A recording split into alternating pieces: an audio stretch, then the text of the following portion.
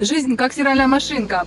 Крутит, полощет, отжимает, и в итоге ты чистый. Но именно ты сама выбираешь, в чем тебе крутиться и как тебе пахнуть.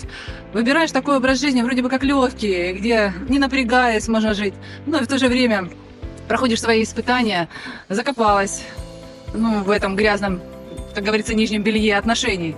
Так, может быть, хватит, выходи, давай разберемся. И дурные какие мысли тебя посещают. Пора избавиться от этого тушканчика, который разрушает тебя. Выбор за тобой. Приходи на консультацию и разберем твою ситуацию.